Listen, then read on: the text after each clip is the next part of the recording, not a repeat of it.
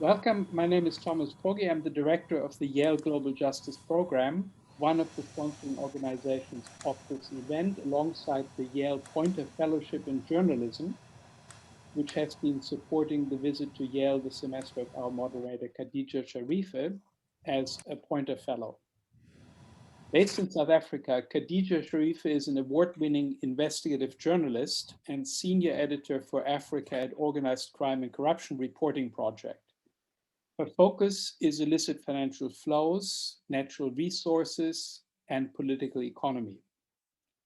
Sharif is the former director of the Platform for the Protection of Whistleblowers, better known by its endearing acronym PPLAAF, and currently also a board member of Finance Uncovered. She has worked with forums including the Pan-African Parliament, the African Union, the OECD, and UNEP. She is the author of Tax Us If You Can, Africa. I conclude with a secret tip only for you about our next event, which will be this coming Tuesday, March 16 at 3:30 p.m., 3:30 Tuesday, EST, in this same Zoom room. Our topic will be tax justice, political lobbying, and campaign finance in the United States. We will have 4 distinguished guests, namely Bill Bradley, the former US Senator, Frank Clemente, the Executive Director of Americans for Tax Fairness, David Hillman, who is a Robin Hood tax campaigner and Director of Stamp Out Poverty, and David K. Johnston, the Pulitzer Prize-winning former New York Times reporter, who recently became founding editor-in-chief of the DC Report. So I hope I will see you there on Tuesday, but now without further ado, I hand it over to Khadija Sharife, who will introduce our guest for today. Thank you. Our guest today is Andrew Feinstein. He's the executive director of Shadow World Investigations, which was named after his book, The Shadow World: Inside the Global Arms Trade. The book was hailed by the Washington Post as the most complete account of the global arms trade ever. And the driving point behind that book came from, I believe, his previous role as a member of parliament for the African National Congress, which is South Africa's ruling party since the end of apartheid, and dominant parties ruling countries since decolonization is common across the region. In Parliament, he served on a number of critical committees. He helped draft the Public Finance Management Act and was deputy chair of the country's Audit Commission, as well as a ranked member of SCOPA, the Standing Committee of Public Accounts.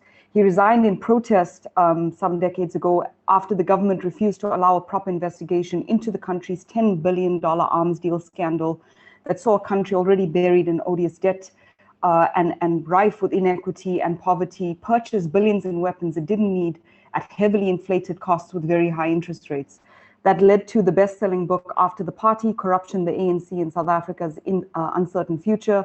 And the arms deal scandal directly implicated former President Zuma, who currently faces over a dozen charges of corruption, fraud, racketeering, money laundering, in exchange for at least 783 illegal payments facilitated to him by the companies through a fixer family called the Sheikhs. And this was alongside other key members of the ANC who facilitated a systemic cover-up. So in the process, what Andrew exposed was how the party, the dominant party that de facto ruled the state, had repurposed the state and democracy to serve very selective interests using extra-legal or corrupt activities. The deal involved major arms companies, including BAE, Thales, and others, and none of these companies were ever really held to account, even though investigations were opened abroad.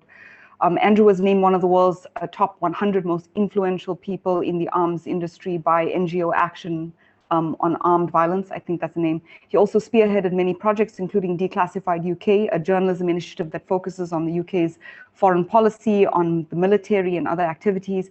He's a board member of PLAF, the African Whistleblower Center, and many other initiatives that he spearheaded. Just some context into why someone like Andrew is so important, especially in Africa, from the Niger to Congo, Brazzaville, and Mozambique. A lot of the authoritarian regimes are propped up by weapons, and the weapons are financed by public revenue, usually as odious debt, which is debt accrued without the consent of democratic peoples and systems and is used against the public interest. And it's financed by resources like oil and gas and forestry, sometimes illegally and sometimes legally, but very secretively. So in the process of acquiring these massive arms, there's a lot of corruption, there's dictatorships, ecological crime, and the overall ruin of societies, even where, like in Southern Africa and in South Africa, there appears to be a veneer of the rule of law. Because very often these types of deals are either negotiated through a coerced peace or through bullets instead of ballots.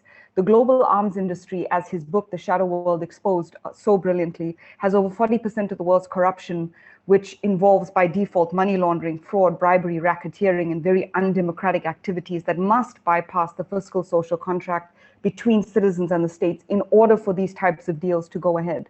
Now, large orders are usually supplied by states or imported by states. And yes, there's less regulation for the global arms industry than for something like milk or soy. If you are an African exporter and you want to send soy or beef or milk to the European Union, phytosanitary laws are more stringent than the laws governing the global arms trade, which is shocking. There are things like UN ROCA and even the Arms Trade Treaty, ATT, but these are not mandatory. You have to ratify it. Then they kind of work through peer pressure, which is ultimately useless because the UN Security Council, the big five, Russia, China, the United States, and so forth, are the world's biggest arms dealers. And these are systems that are highly institutionalized within the states and where the corporate companies almost always act on behalf of the state's foreign policy interests. So unless a country is embargoed or sanctioned, there's really nothing stopping two parties from trading in arms as an entirely private affair, except for one little document called an end-use certificate. So last year, South Africa, the country that I live in, approved $500 million in weapons to Mozambique for Cabo Delgado. The Mozambican justified it, the government justified it as under the guise of terrorism. So that kind of gives us one of the old tricks in the book. If a ruling regime says it's under threat by an armed non-state actor, provided there are no sanctions in place, everything is fine. And you can see that with, the Congo Basin, the big five, where Equatorial Guinea, Gabon, Congo, Brazzaville, Chad, and Cameroon are ruled by dictators for decades. These dictatorships are fueled by oil that in turn finance big weapons purchases. In countries across the Sahel, really impoverished states like the Niger, which are donor dependent, receive military aid from countries such as France and the US, and this aid is then used repressively. Or in places like Uganda, where we saw Museveni crush the opposition in this election to continue a dictatorship, that country has received a lot of military training and support, I think one of the most in Africa outside of Burundi. And of course, while we have sanctions in place, for example, Russia's Rosoboronexport, the state arms parastatal, is sanctioned, but that simply allows for a deepening and an expansion of secrecy, because now both sides have a reason to use secrecy jurisdictions, to use offshore services and special purpose vehicles that hide it further from sight. Although more than 25% of Russia's order book involves Africa, it doesn't mean that weapons are going to be delivered. It can be inflated. It can just be a way to make a transfer of money for other services that are not on the record or in the public domain. So sanctions can actually facilitate a lot of corruption, and it's something that can penalize a whole country instead of the action that they're trying to target. So one of the things that we saw recently, as Andrew and I were discussing a few days ago, we're seeing a lot of attention on Meghan Markle and Prince Harry with Oprah, but these big players, these big voices in the global media industry very rarely focus on what's actually happening. So as the UK is exporting arms to Saudi Arabia alongside the United States, I think the US and the UK supply almost 100% of Saudi Arabian arms.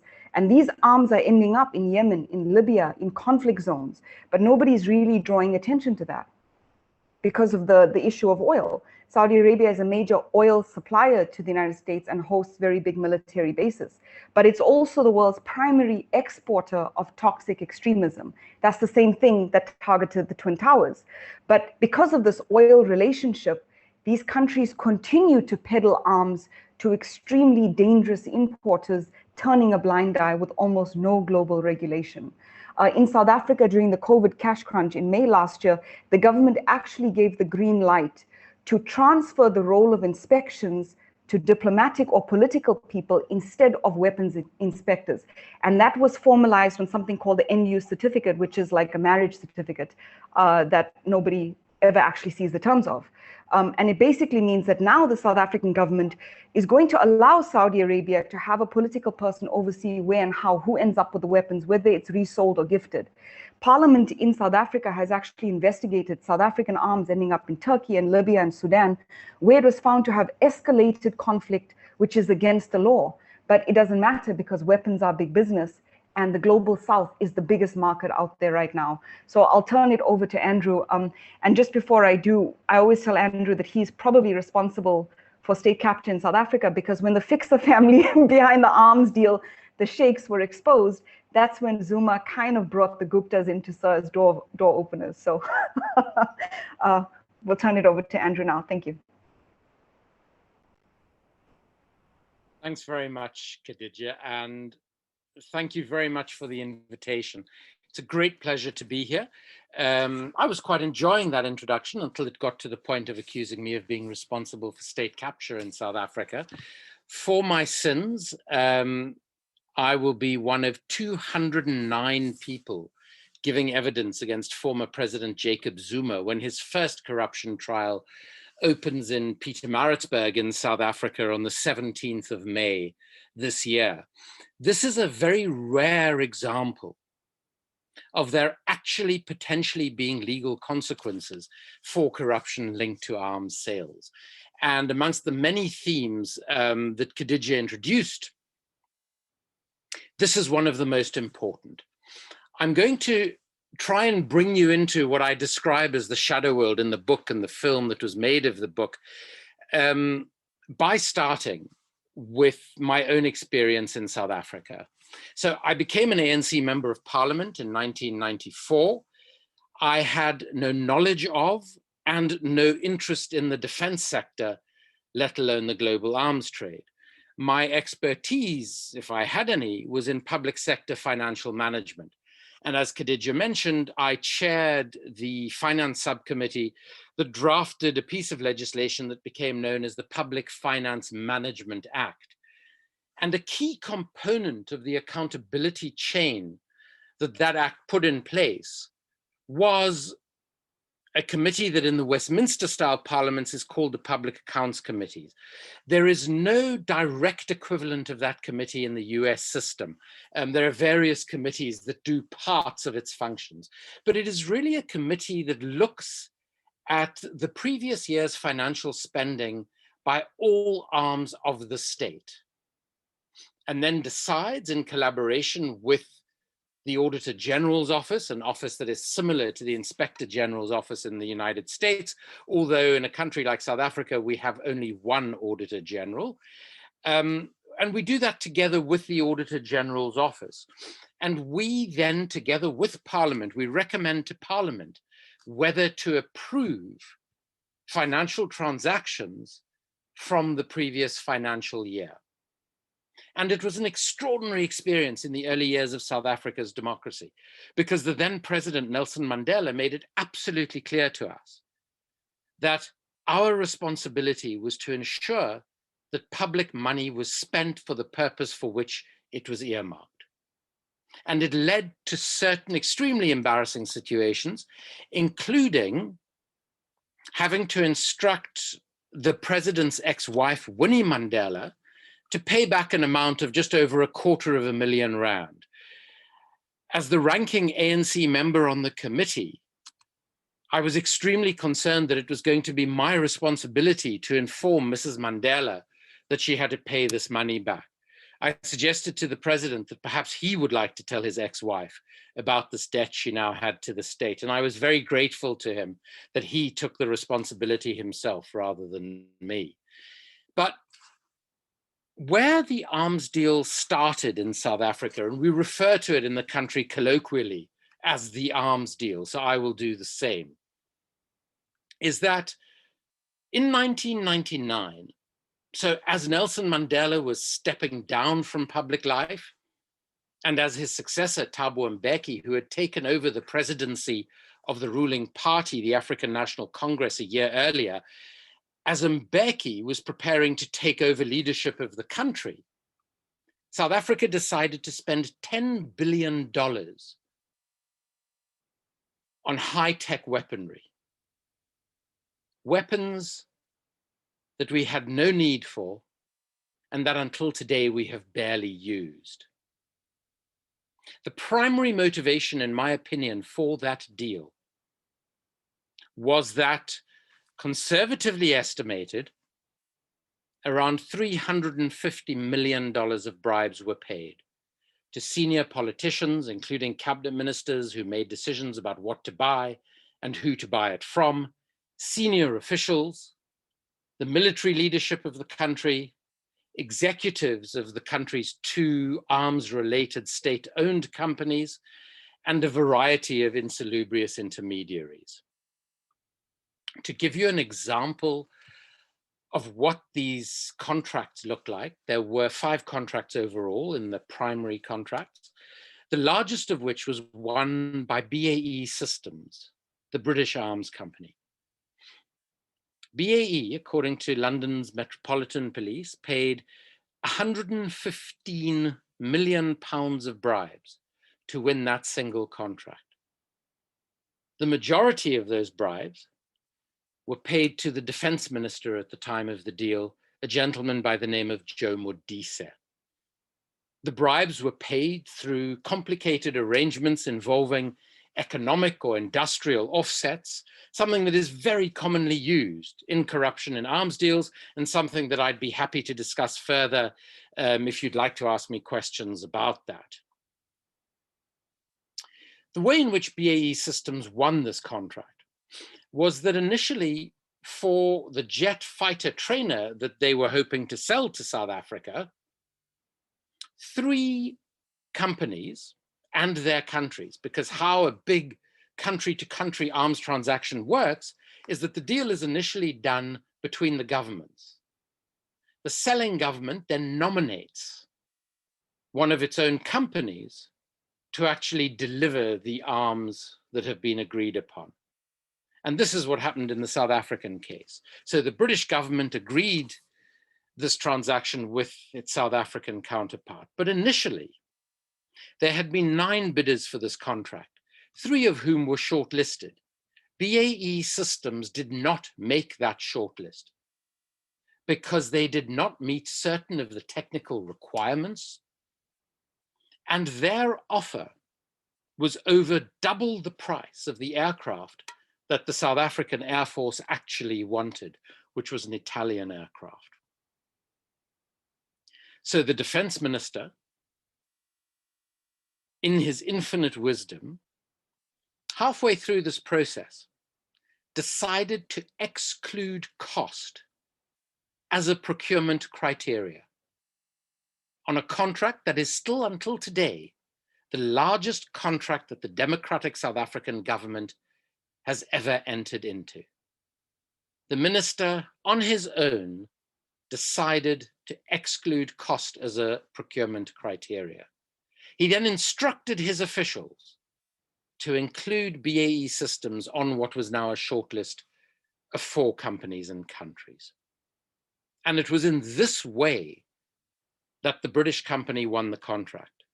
Then Prime Minister Tony Blair made at least 3 visits to South Africa to try and persuade the relevant South Africans to go with the British offer.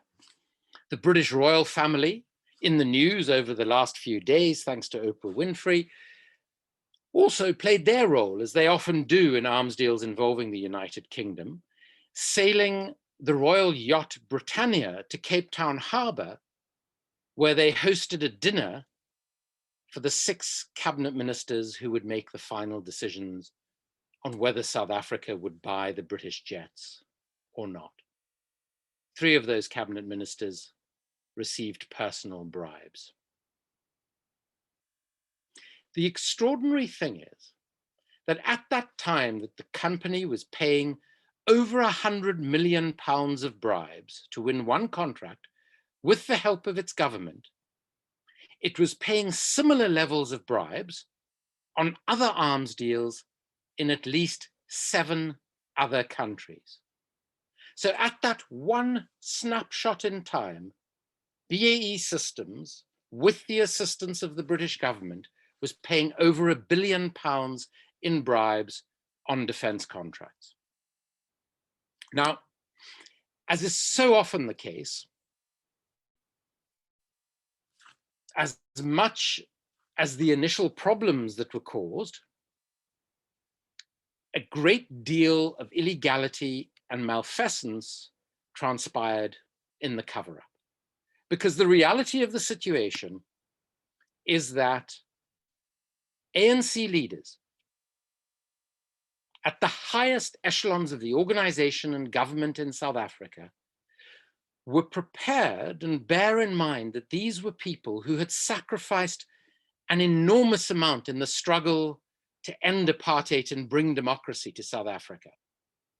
These people were prepared to undermine the very institutions of that democracy that they had brought into being in order to cover up their own malfeasance on this transaction. This involved undermining the oversight role of Parliament in a way that I would argue has been fatal for South Africa's democracy, politicizing the office of the National Prosecutor. And part of the reason for that was because the ANC itself received a significant amount of the bribes. The leading political weekly at the time in South Africa described this arms deal and the ANC's behavior both in the transaction and in covering up the transaction as the point at which the party lost its moral compass. But in addition to the corrosion of our nascent democracy, in addition to the acceptance within the ruling party that using massive state contracts was an acceptable way to enrich oneself personally and to provide funds for the party, the socioeconomic opportunity cost of this transaction was devastating. For at the time that we signed these contracts for $10 billion worth of weaponry, our new president, Thabo Mbeki, was telling the 6 million South Africans living with HIV or AIDS that we did not have the money to provide life-saving antiretroviral medication through the public health system. As a consequence of this policy choice, according to a fairly conservative study undertaken at the Kennedy School of Government at Harvard, it is estimated that over the following 5 years alone, 365,000 South Africans died avoidable deaths. 32,000 babies were born HIV positive every year during the 5 years of the study in South Africa because we couldn't afford mother-to-child transmission treatment, but we could afford to buy these weapons. And of the jet fighters bought from BAE System, more than half of them have never left the ground because South Africa cannot afford to fuel them, cannot afford to train the pilots to fly them, and has absolutely no need of them. But I actually, without realizing, had come across this weapons transaction before I was even in Parliament or government. I was very privileged to work as a facilitator in the constitutional negotiations that led to South Africa's first democratic election in 1994, something called the CODESA process. And during that process, it was of interest to me that there were people who clearly were not from any of the political parties, they were far too well dressed, who were clearly not from the facilitating or management team of the negotiations, who would appear every lunchtime and every dinner time at the negotiations.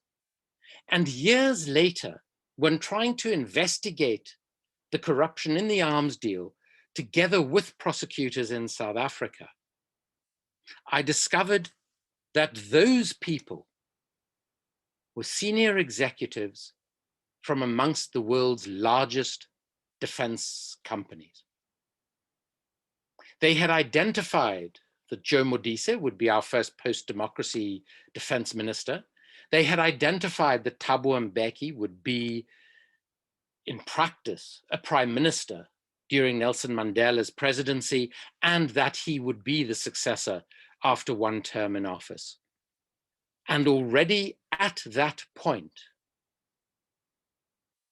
they were explaining to these people how a massive arms deal would not only be a very good way of keeping the white generals of the former apartheid regime happy, but it would also be a very useful way to fund their political party that was no longer receiving money from the now collapsed Soviet Union and even from Scandinavian countries, because it was now a registered political party.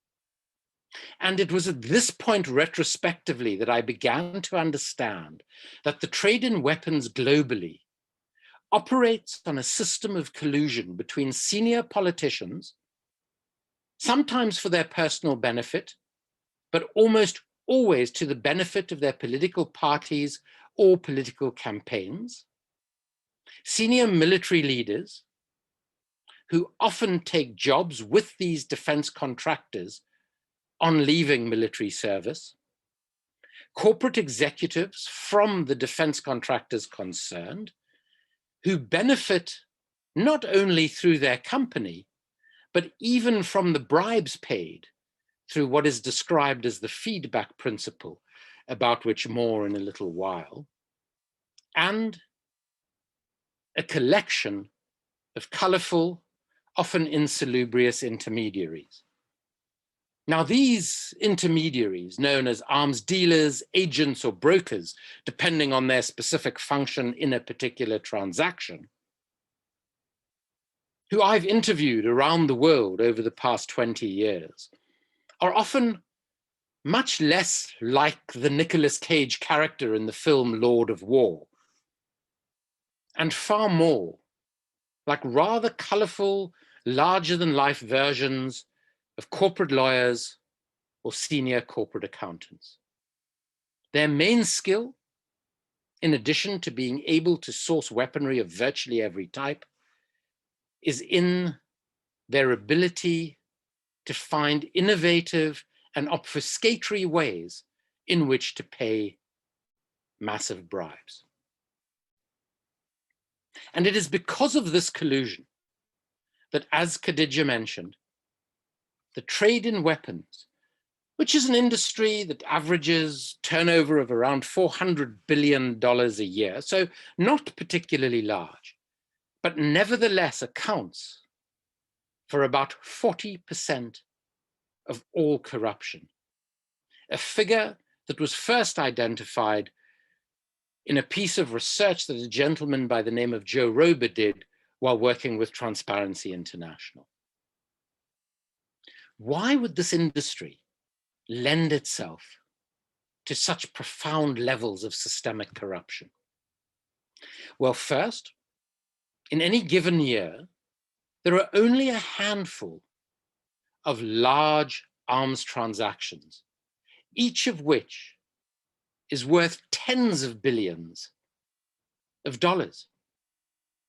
Because of the technical nature of the issues being discussed, but also because of the nature of the political process, very few people actually make the final decision on what will be bought and from whom it will be purchased. As I mentioned, in the South African case, there were 6 people, 6 senior politicians who effectively made the decisions. But absolutely crucially, everything that happens on these arms transactions happens behind a veil of national security imposed secrecy. And most often, what happens with virtual legal impunity. Now, I want to re-emphasize the importance of the role of the funding of political parties and political campaigns in the global arms trade. In the United States of America, it is fairly easy to trace the contributions from defense companies, employees of those companies, into specific individual political campaigns. And we can then see how those people who are most funded by the defense contractors tend to land up in positions on Capitol Hill in which they can direct massive weapons projects back to their campaign contributors. It is a system that I describe in the shadow world as a system of legalized bribery. In Europe and the United Kingdom, such behavior is not legal.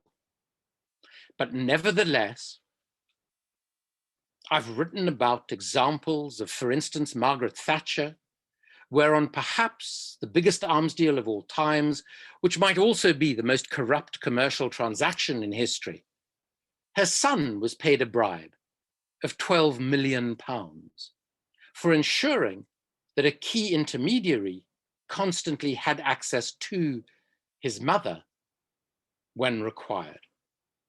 In Germany, I document in the book how Helmut Kohl, who unified East and West Germany, funded aspects of his own Christian Democratic Union through the proceeds of both licit and illicit arms deals, the most famous of which involved an urgent sale of Leopard tanks to Saudi Arabia through a notorious intermediary called Karl-Heinz Schreiber, who was actually photographed passing leather briefcases full of cash from the boot of his car in the parking lot of a shopping mall just over the border from Germany and Switzerland into the boot of a car that had been driven there by the treasurer of the party and by Helmut Kohl's personal accountant. Even in the days leading to his fairly recent death, Helmut Kohl protested his innocence in relation to corruption. The facts of that and other cases speak differently. In Uganda, there are people who follow the political trajectory of the country who say they can predict almost to the week of when an election will be held, because 2.5 years before that date, the president does an arms deal in order to generate the funds that he then uses to run his election campaign. So this link of money to political parties and the political process is an absolutely crucial one in understanding the economics that underpin, and in my opinion, are built into the economics of the global arms trade. I would further argue that these economics, so closely tied to the political process, are part of the reason why we find, regardless of the actual national security situation in what we can, for these purposes, describe as Western countries, we find such extortionately high defense budgets. So in the United States of America, during the last year of the Trump presidency, a defense budget of around $750 billion, before one includes the add-on budgets for the conflicts that America is currently engaged in, which takes the total to around $1.3 to $1.4 trillion. In the United Kingdom, the defense budget in the current fiscal year has been increased to almost £70 billion, making it the 4th largest in the world. And it is worth noting that both of these countries, with such vast defense budgets, struggle to provide basic preventative equipment to frontline healthcare workers in the early days of the COVID-19 pandemic. What these defense budgets also illustrate is the primacy of what C. Wright Mills described as the military metaphysic, when the world, and particularly political processes, are perceived through the lens of militarism.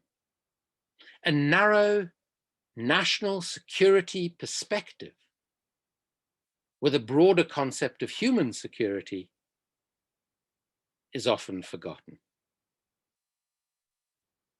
One statistic that came to me while I was researching the book and was actually contained in a speech by the then Defense Secretary, Robert Gates, was the extraordinary reality that the government of the United States of America employs more people to run and maintain one aircraft carrier than it has diplomats across the entire world.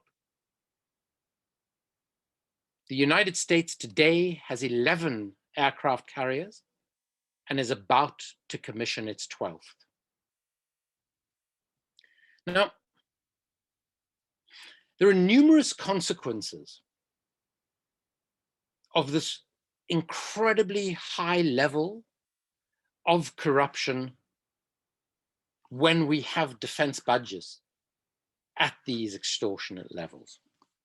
And one of them is that countries, like in the South African case, sometimes land up with military equipment, not because it is the best equipment for their security needs, but because that is the equipment that comes with the highest bribes that are being offered.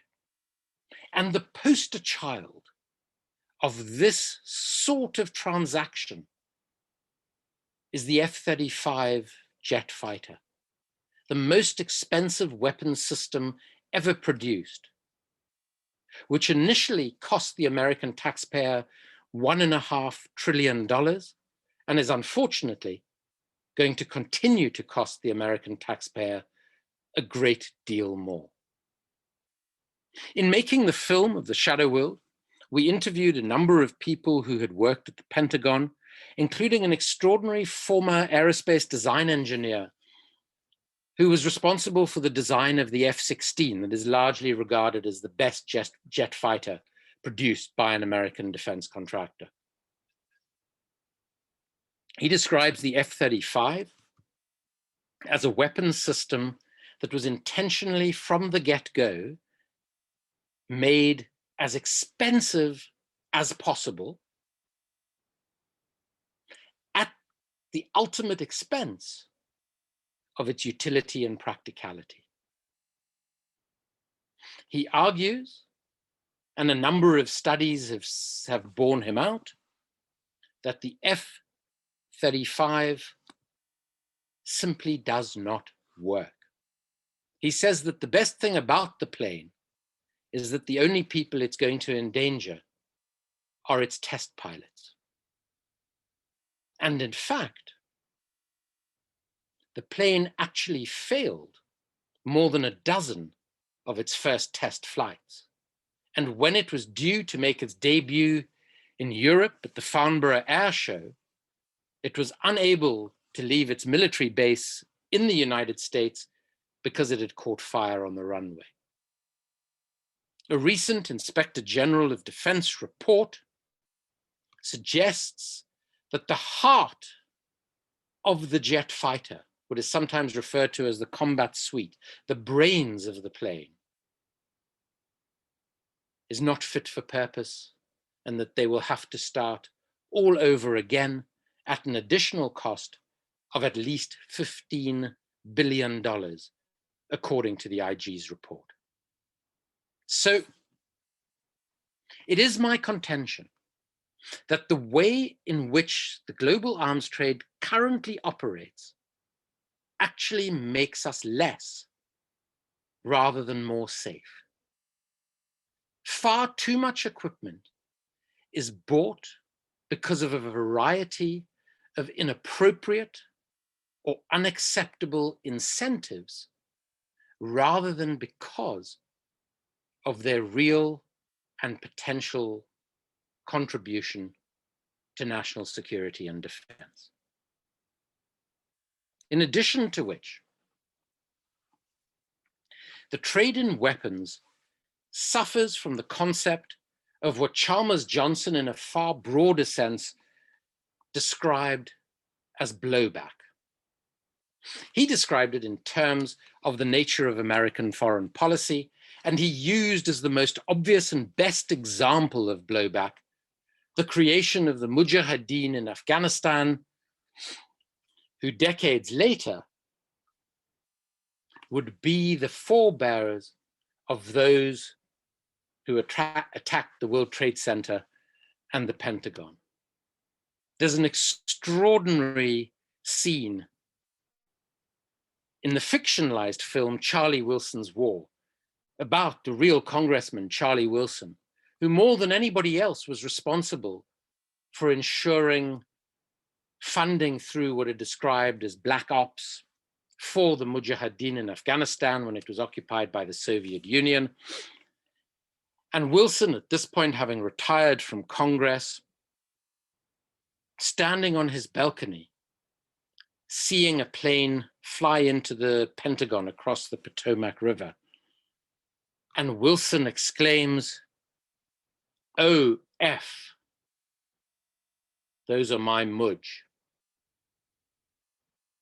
Now, Sharifa, Khadija alluded to this in her opening introduction.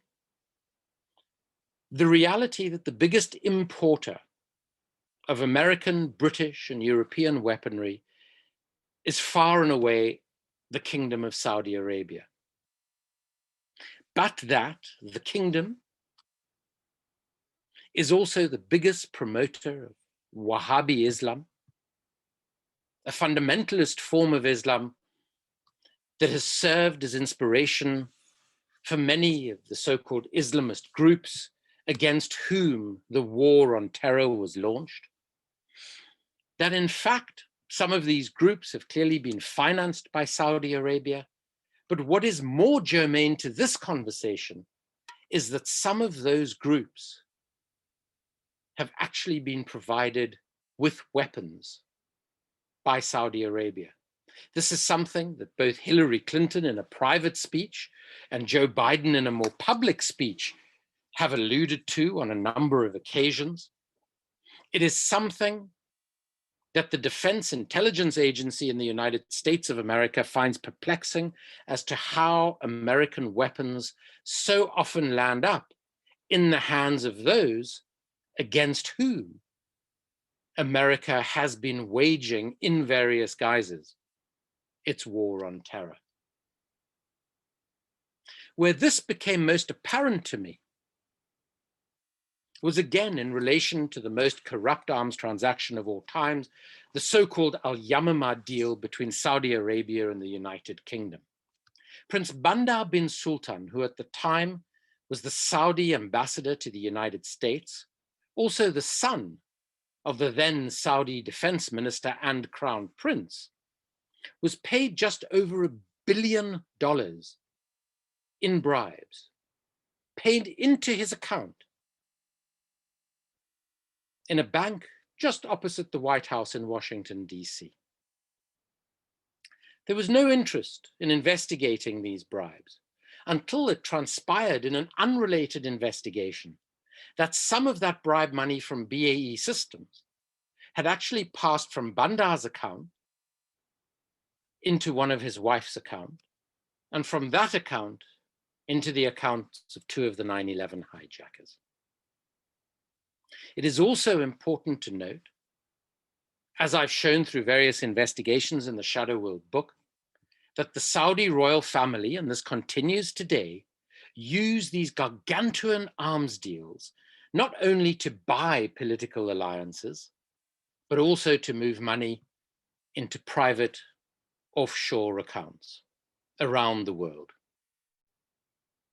Now, most of this would not be possible were it not for the reality that the arms trade seems to exist in what sometimes appears to me to be its own legal planet, in a system of virtual legal impunity.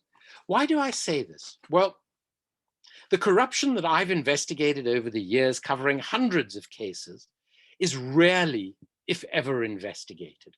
Not only does the Shadow World book have over 50 examples of that, but probably in the archives of the organization through which I do this work, we have hundreds of examples of cases that, despite our making these cases known to prosecutors in relevant countries, do not get investigated. In addition to which, when these weapons are inappropriately used or inappropriate weapons transactions take place, which we see most obviously in the violation of UN arms embargoes.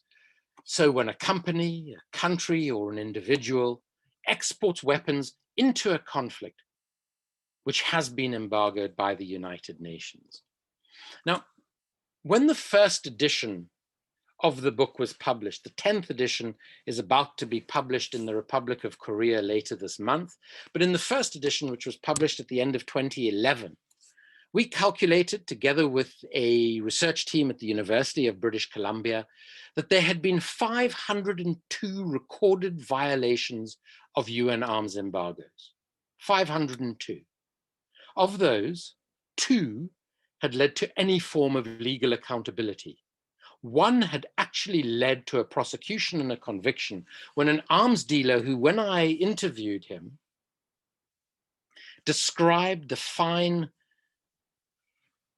that was given to him after he was found guilty of violating this arms embargo as not even really cash, not even really pocket change on the amount of profit that he had made on the 2 contracts that violated 2 different UN arms embargoes at the same time. If we look at the devastating conflict in Yemen today, where UN expert panels have recorded violations of international humanitarian and human rights law, where they have provided evidence of probable war crimes, arms sales to the protagonists continue apace, in violation often of domestic laws, of multilateral agreements such as the EU Common Position on Arms Exports, and in violation of the International Arms Trade Treaty passed by the United Nations in mid-2014. I want to turn finally and briefly to the issue of national resources and arms, another topic on which Khadija mentioned in the introduction. I had the misfortune to have extensive dealings with an arms dealer from Zimbabwe by the name of Johan Bredenkamp, who had made his first fortunes violating the arms and oil embargoes against apartheid South Africa. Bredenkamp became Robert Mugabe's arms dealer of choice. And he spent much of his later career, before he passed away last year, and obviously before Robert Mugabe passed away, using arms in exchange for mining contracts in the Democratic Republic of Congo. And both he and then President Robert Mugabe were the beneficiaries of those mining contracts and concessions. Khadija referred to the Congo Basin, countries run by 5 dictatorial kleptocrats. But countries run by those kleptocrats hand in glove with both natural resource and weapons companies. These are relationships that I describe as plunder for profit, where the natural resources of a country are plundered for the profit of the ruler, with some of those profits being used to ensure that that ruler has the weaponry and sometimes the mercenaries required to remain in power. And these relationships are just one way in which conflict and climate are intertwined. It is speculated by some that the Pentagon is perhaps the biggest institutional polluter on the planet. What we do know from work undertaken at Brown University in the Cost of War program is that of the very worst sorts of fuel that is used on the planet, jet fuel, 25% of the total jet fuel used is used by military vehicles. Conflict obviously has a devastating impact on the natural environment, causes massive human displacement and profound human suffering, which includes the over 500,000 deaths a year directly through weapons. This intersection of climate and conflict is something that is starting to get more and more attention because it is more and more of a problem. And if one takes this together with the impact of the global arms trade on corruption and financial malfeasance in the world, on human suffering and immiseration, as we're seeing most obviously in Yemen at the moment, and on the corrosion of our democracies, it is my belief, in the over 20 years that I've been doing this work since I resigned from Parliament, that unless we properly regulate the global trade in weapons, it will continue to degrade the natural environment. It will continue to make our world less democratic, more corrupt, and perhaps most ironic of all, less safe for all of us. Thanks very much.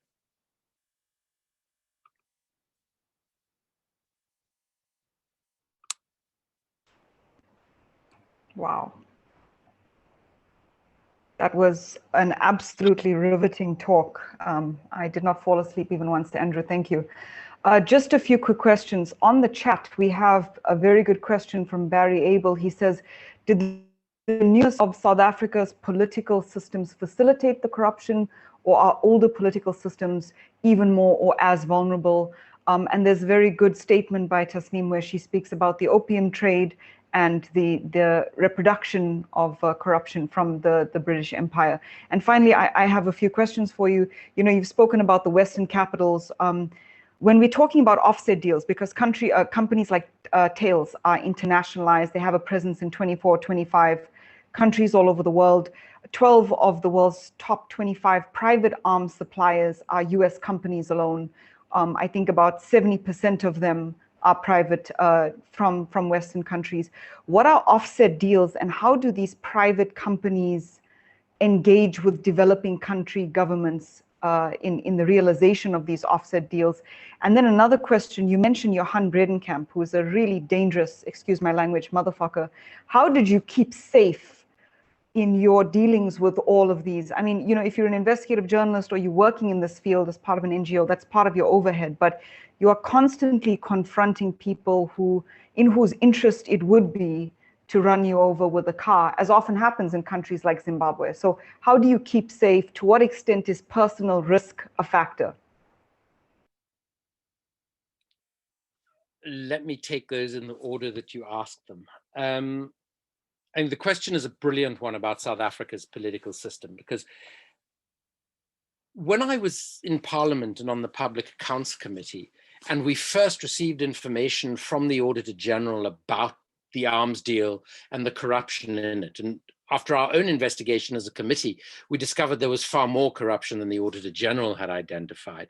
My immediate thought, as someone who had grown up politically through the ANC in the struggle against apartheid, who, you know, at no point did I ever contemplate that I would land up as a member of Parliament. I was a political activist. And there were a lot of people in that first democratic parliament who were similar, who never imagined they would land up in Parliament, didn't necessarily have the right qualifications or background.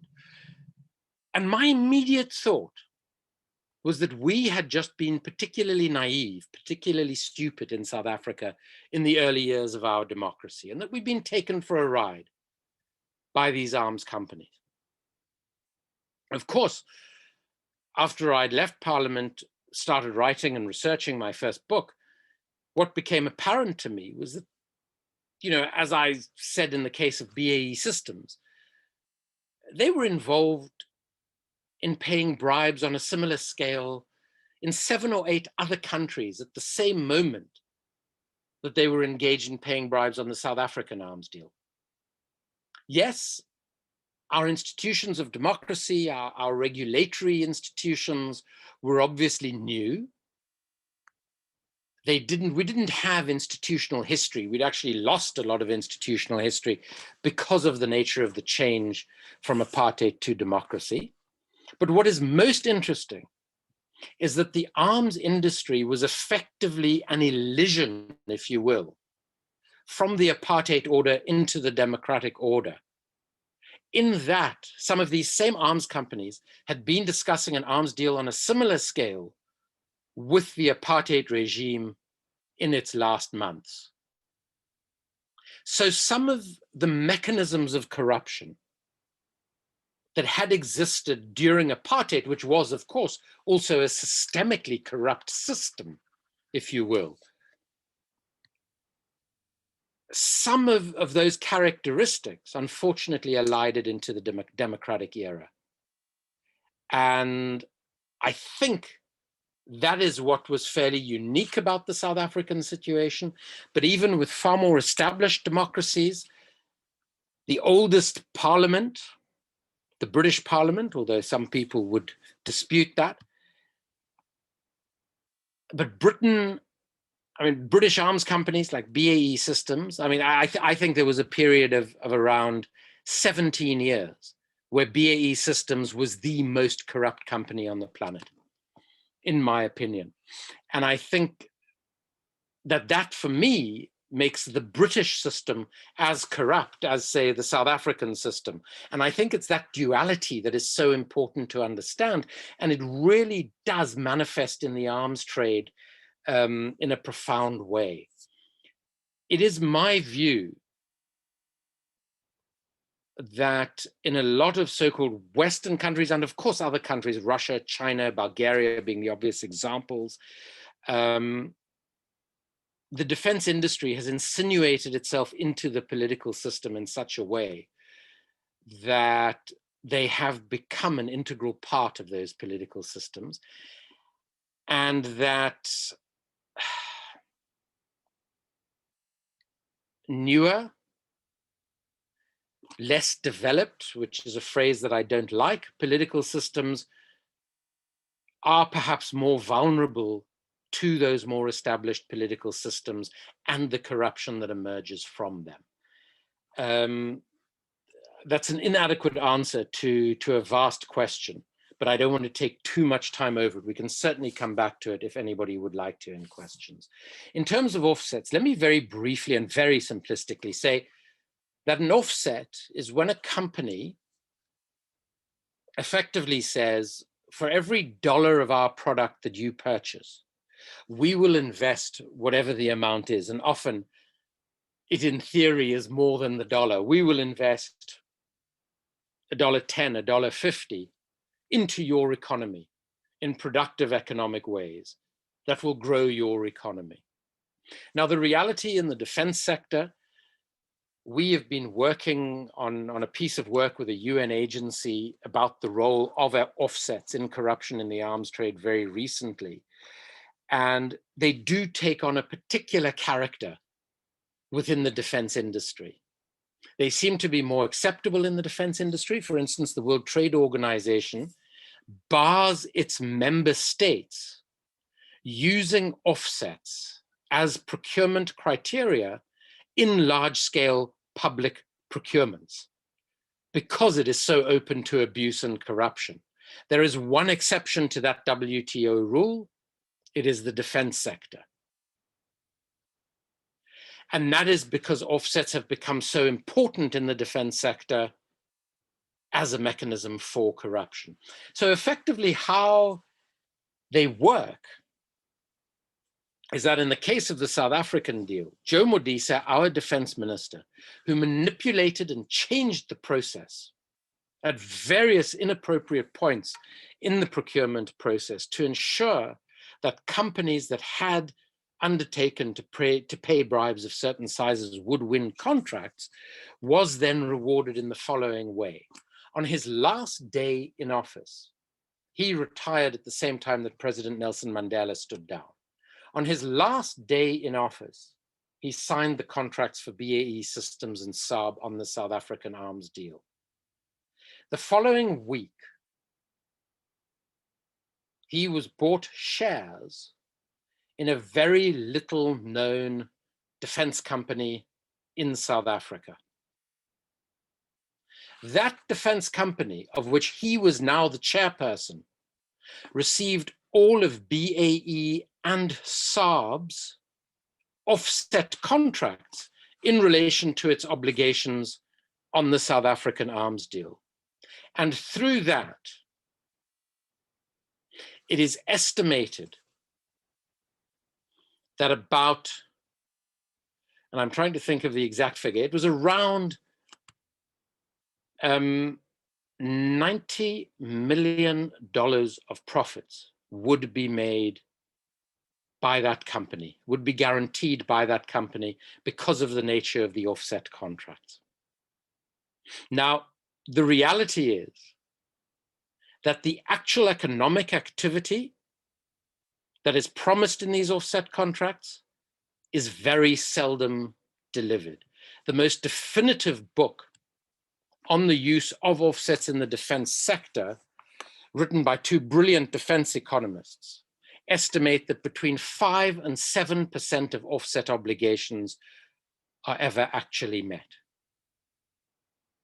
So we are talking about very little actual economic benefit.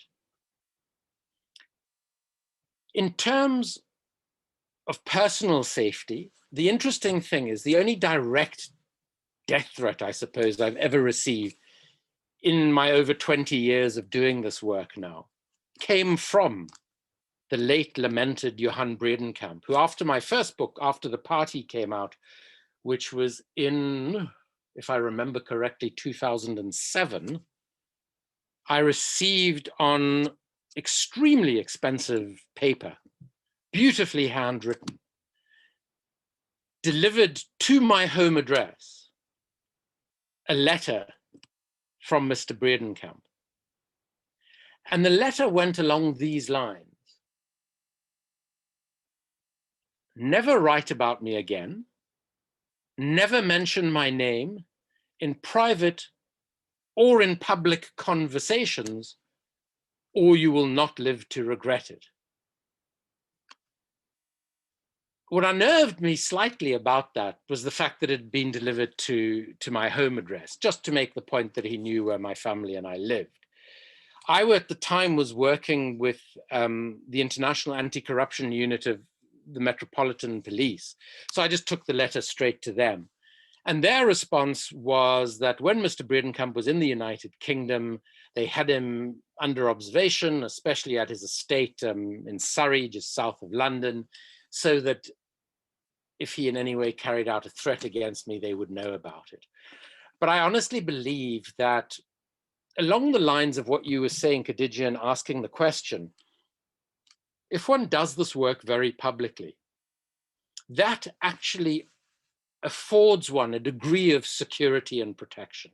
So the fact that I was a sitting member of parliament when I first started doing this work, I think was advantageous. The fact that I published extensively from 2007 onwards, I think has been advantageous. While I was doing my first investigative research for my first book, I did consult with a number of far more experienced investigative journalists with me at that time.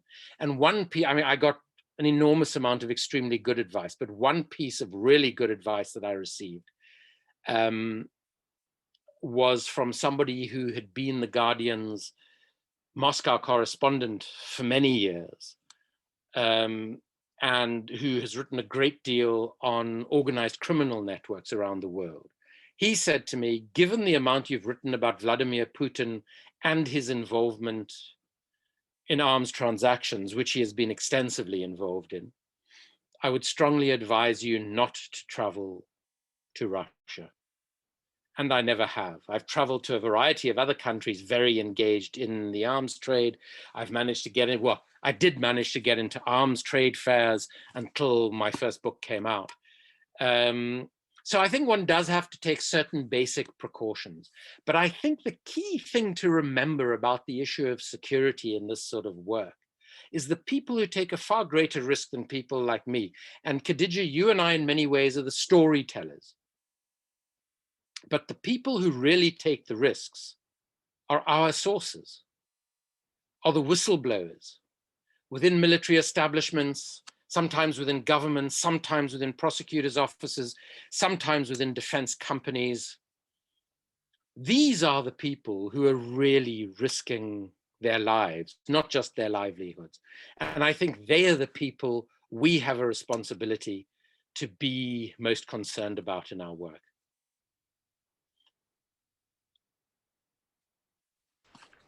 That's excellent. Thank you. And just on a quick note, there is basically no information about offsets. You can't really find it in the annual reports of arms companies and so forth. It's very much a hidden squidge. Professor Poggi has a question. Yeah, so I thought this was a fantastic talk. Thank you. And it helps us understand better than before, I think, in particular, how things in South Africa could go so horribly wrong, right? We have struggled against apartheid. We have hoped and cheered when it finally ended. And now we see South Africa being pretty much at the top of inequality rankings in the world. An oppressive, very unjust, highly egalitarian society. And we say, how is that possible? And I think you have helped us to uncover that to some extent. Now, you've talked a lot about one aspect of the arms trade, and that is about the cost of weapons and about how money gets siphoned out, how weapons are overpriced, how it takes money away from very important government functions, you know, healthcare, education, social security, and so on. But there is something else about the arms trade, namely the arms kill people, and they allow a very small number of people to oppress much larger numbers of people with the threat of killing them, maiming them, hurting them, harming them. And so I was trying to see whether you can say a little bit more about what the arms trade does in that direction. So in one sense, you know, some of the things that you said, one could sort of smile and say, well, it's actually good news. So these planes never took off. So they never killed anybody. They never used even any gasoline. So that's, in one sense, that's good, because these weapons could have done a lot of harm. And if they had bought different types of weapons that would have been more useful, maybe they would have been used for something really terrible. And so I'm wondering whether you can fill in a little bit of this other half of the picture. So given the corruption in the arms trade, how does that impact the degree to which people get killed in all sorts of conflicts, official, unofficial conflicts around the world? Does that increase it? Does it make it worse? And also, how does it influence, in particular in Africa, the degree of oppression that people can bypass democratic procedures? They don't have to be popular because they're heavily armed. They can essentially govern by force of arms. There is an obvious first point to make, which is that, and I mean, one shouldn't have to make this point, but I do think it's important not to forget this. And having grown up politically in the struggle against apartheid, I think it's particularly important that the South Africa post-1994 has been in every conceivable way so profoundly better than everything that came before it. But that is not a particularly a high yardstick, given the racist oligarchical nature of apartheid in South Africa. For me, the tragedy of South Africa is how quickly we adopted certain global political norms after becoming a democracy. And, we became a democracy at a time when the intersection of business and politics had become particularly deep and entwined. And I think what we saw was how quickly and easily South Africa adopted those sorts of global norms.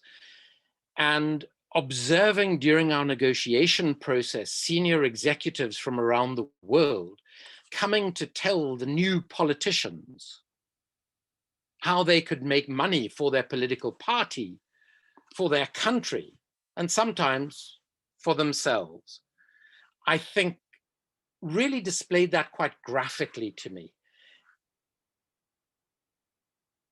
And unfortunately, I mean, I left the ANC, well, I left Parliament.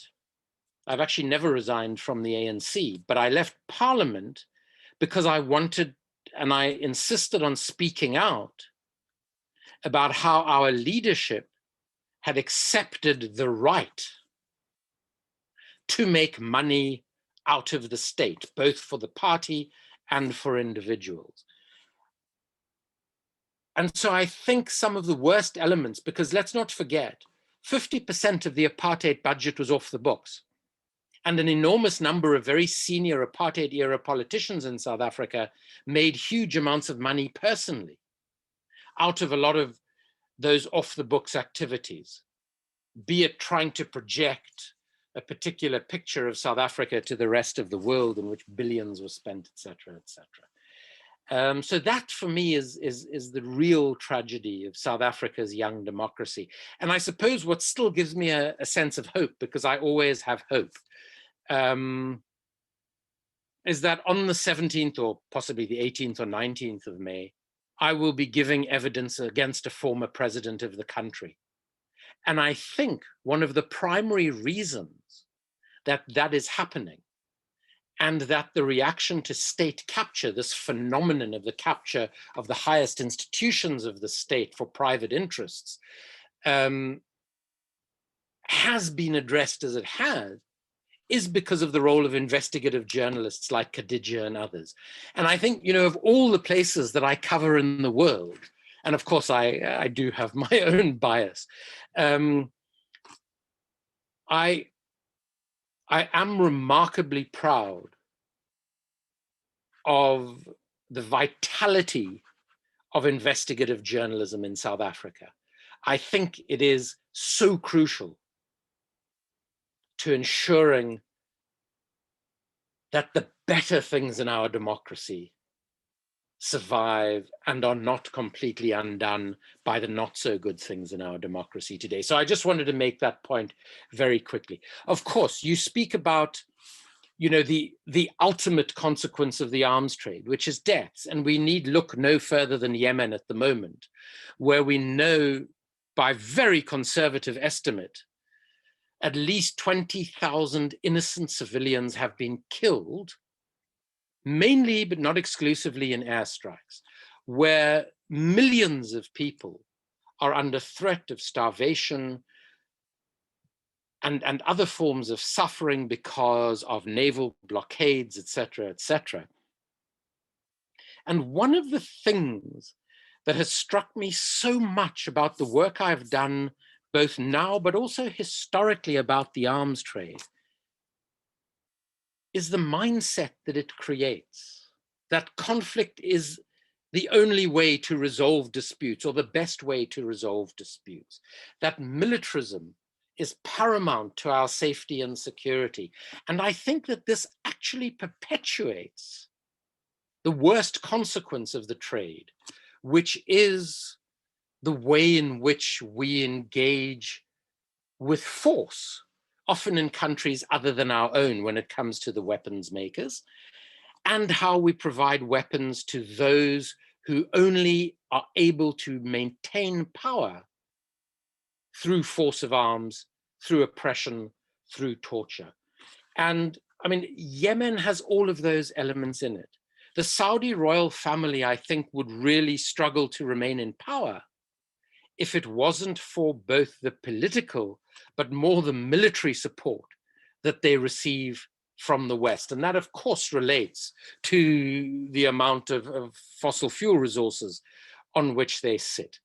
And their appalling behavior towards their own citizens who might be critical of their rule is also enabled by that weaponry.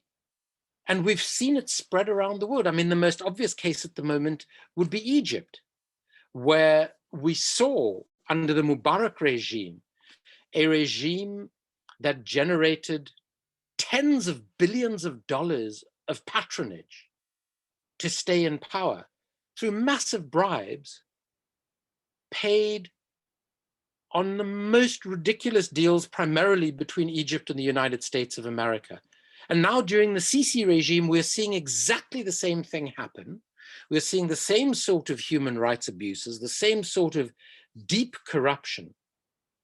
And the combination of actually providing the equipment that enables you to oppress and to repress, but that also enables you to fuel your patronage network and undermine the democracy that you're supposedly elected by, is being repeated over and over again. But I think the most fundamental cause of the sort of suffering and immiseration that is caused by the trade is because we have this view of international affairs that is so driven by a military mindset. And what struck me in some of the research I did on more historical arms dealing, the godfather of the modern arms dealer was a gentleman by the name of Basil Zaharov, who was either Turkish or Greek. He was always a little bit unclear about where he was actually born. At the age of 21, he sold the first prototypes of submarines to Greece, where he was then located. Within weeks, he sold exactly the same prototype to the Turks, Greece's enemy at the time. Zaharov went on to build an empire stretching into the media, into banking, but primarily arms. He was the person who supposedly was the first one to leave cash-filled brown envelopes on the desks of government ministers he paid visits to around the world. The ultimate irony, though, is not only did his newspapers constantly argue for war as a way of resolving disputes, but he became very close to the British Prime Minister Lloyd George and was named as Lloyd George's peace envoy to the Paris peace talks, where, according to all historical accounts of those peace talks that I could find, and I note these in the early chapters of The Shadow World, his main role seemed to be to undermine anything that could actually lead to peace. So it's not only that we are delivering weapons that are used by amongst the worst political leaders on the planet, that are used in conflicts in which IHL is being violated, in which war crimes are being committed. You know, there used to be a time when the Saudis used to buy this weaponry and most of it would just rust in the deserts of Saudi Arabia. But since the current Crown Prince has been in office, unfortunately, far more of that weaponry has been used in places like Yemen, Bahrain, and elsewhere. So we are seeing more and more of it actually being used for the purposes for which it was built. So I think it's actually the mindset that we have of the role of militarism in international relations, in foreign affairs, that is the most profound problem. And the fact that we allow ourselves to sell our weaponry on the somewhat false premises that it is good for our security and our economies as the selling countries, to some of the most egregious human rights abusing regimes around the world. And it's for that reason that the trade is so weakly regulated. Because the reality is that arms export controls in a country like Britain are basically voluntary. With respect to weapons being exported to Saudi Arabia and the United Arab Emirates that are being used in the Yemen conflict, a civil society group in the United Kingdom took the British government to court, saying that it was breaking its own laws by exporting to Saudi Arabia, given the likelihood that those weapons would be used against civilians in violation of IHL. The court initially found for the government. The appeal court found against the government. With that appeal court ruling in place, the British government just continued to export arms to Saudi Arabia as though there had been no court decision. And there was absolutely no consequence for that. So I think the profound problem that we have is a view that has taken hold. And of course, it was a view that was entrenched by the tragic events of 9/11, that our militarism is actually in our best interests and in the world's best interests, because it patently is not. Yeah, and I think, since decolonization, since the Cold War ended, they've also used militarism as a politic and a psychology to justify militarization as the cornerstone of security in many different African countries, to continue dumping weapons, especially from Eastern Europe and Russia, but also from other countries as military support and aid. Just a quick question on poaching and trade-based financing, because we see that a lot of organized crime groups are of course big arms dealers, big arms buyers and suppliers. And this trade-based financing sees, for example, former Frelimo fighters coming onto South African national parks that are of course under-resourced. There's the massive and brutal culling of elephants and rhinos, species that are nearly extinct, as well as lions and so forth. And then these things like ivory and rhino horn are then used as a currency between organized crime units. Drugs for ivory, ivory for something else, and so forth. And that kind of a currency has kind of become the barter agreement in exchange for weapons. And that moves the system entirely outside of the normal financial system that we're using. And also that, of course, banks are not reporting STR on clients such as this to the Finance Intelligence Center. So in your experience, have you come across a situation where law enforcement that's working on organized crime, that's working on wildlife trafficking and other ecological criminal activities are operating in a silo from illicit financial activity, money laundering, illegal proceeds and so forth? Because the two don't seem to talk to each other. If you kill a pangolin and you're caught, you might get a $100 fine. But the illegal proceeds behind that $2 trillion industry will never really be exposed and never link back to the arms trade, which it all depends on. Are things operating in silos? Do they need to merge? The extraordinary thing, of which I know you're aware, is that a lot of the sort of organized criminal enterprises that we come across cut across a lot of these areas: poaching, human trafficking, organ trafficking, drugs, illicit diamonds, etc., etc. And they cut across borders all the time. They are often regional or global in organization and in operation. And the law enforcement capacities that is addressing them struggle so much still with cross-border operations, with cross-sector operations. I mean, we find in the United Kingdom, within the National Crime Agency, which has effectively been set up to try and overcome some of this sort of segmentation, that units working on different criminal sectors so seldom actually engage meaningfully with each other. And then the process of trying to work legally across different countries is so fraught with problems. And it's one of the reasons why prosecutors struggle so much to bring global cases against some of these organized criminal networks. But the other thing that I just want to add to what you've said, because across all of those areas that you mentioned, we see examples. People that we started following as arms dealers, many of them now are in a whole range of criminal activities, many of which I mentioned, and are effectively overlords of massive criminal enterprises, of which guns is just one part. And it was the late, brilliant British journalist who spent most of his life in the Middle East, Robert Fisk, who in the Shadow World film actually says to us, he says, you need to understand that a gun is more valuable than a currency note.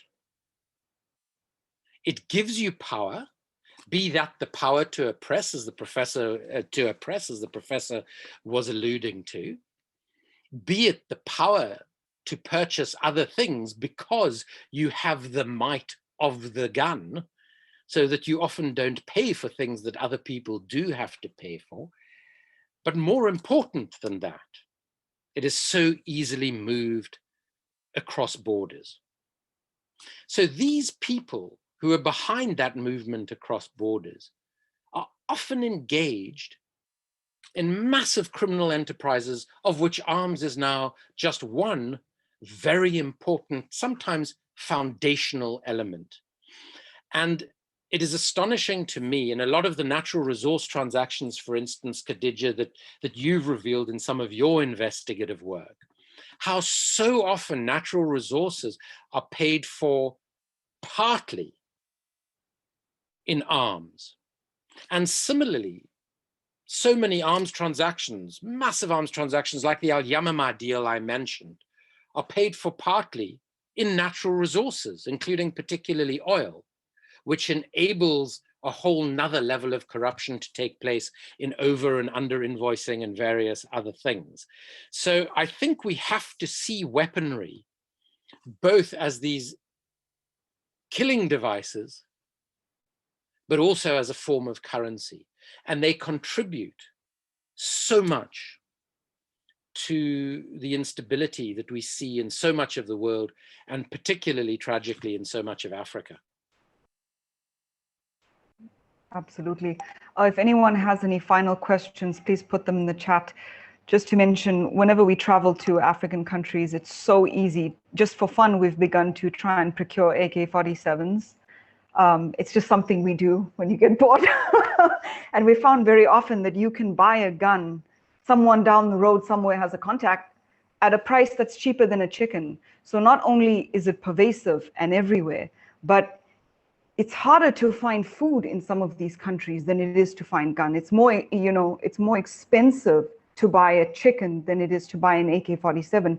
And that relationship of refurbishing and restocking always connects back, oftentimes in our work, to Eastern Europe and to Russia, because these are the countries that initially supply the weapons. They have a massive stockpile, and those relationships, those long-term stable business relationships with dominant political parties, with authoritarian regimes and dictatorships, continues well into the current era. Okay, I don't think there are any more questions. What is interesting, yes, Andrew, Khadija, is a very important point on that is, I think in the wake of the end of the Cold War and the collapse of the Soviet Union, the sort of notorious arms dealers who became the subject of Hollywood films like Victor Boot and others, I mean, they were trading in surplus Soviet weaponry.